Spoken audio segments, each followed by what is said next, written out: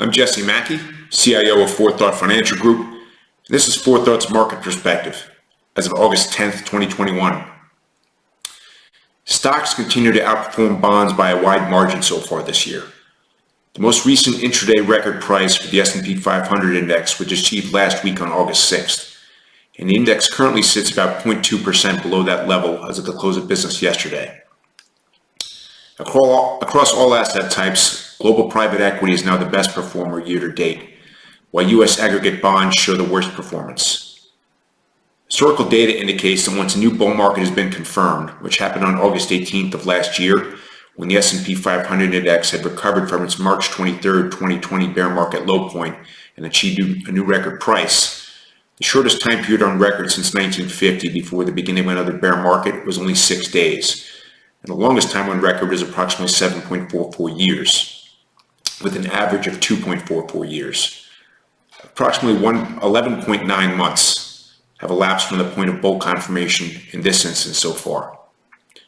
There's usually been at least one 10% plus correction, but often several between most bear markets in history. The average time between the end of one correction or bear market and the start of another is a little over 1 year. The first correction in the current bull market was completed relatively early, about 10.67 months ago on September 24th. We like to refer to the combination of a correction and its corresponding recovery, which was registered on November 9th, as a wolf market. Our data set also tells us that about 55% of wolf markets like the last one we experienced have been followed by a period that exhibits trailing one-year returns of 30% or greater, without a 10% plus correction, something we refer to as an eagle market. The first eagle market subset of the current bull market was quantitatively confirmed on March 1st and has continued since then. Since the November 9th wolf market endpoint, when the previous record price was breached, the S&P 500 index had experienced additional gains of about 21.57% as of the close of business on Monday. Once an eagle market like the current one has been indicated, it continues for an average of an additional 5.35 months. Although they sometimes end as quickly as the same day they're confirmed. This instance has so far continued for 5.4 months, so it's just slightly above the average duration so far. Eagles may be followed by any of the other three market types, including a flattening of growth rates to return to a standard bull market or an immediate reversion into a wolf or bear market. But given that stocks are still relatively early in the traditional broader bull-bear market cycle by historical standards, an immediate bear market, although certainly possible, appears the least likely of the various scenarios. Based on analysis of the complete historical market type data set using our multi-method adaptive algorithmic process, we're now allowing overweight allocations to opportunistic investing, neutral allocations to strategic asset allocation and liability-driven investing, and underweights to selective concentrated investing.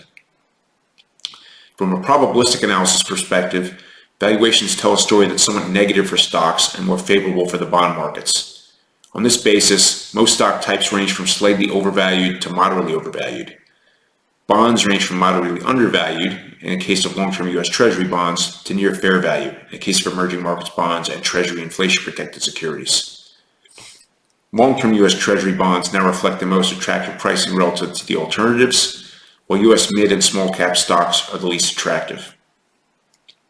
Against this backdrop, the outlook for stocks is now neutral to slightly negative in the intermediate term, based on the overall aggregate of our historical market type data analysis and quantitative probabilistic analysis. I hope this was helpful. If you have questions or you'd like to discuss this with me for your particular situation, please contact 4Thought at 516-300-1617 or at info@4tfg.com. And don't forget to subscribe to our blog feed and our YouTube channel. Thanks for watching, and see you next week.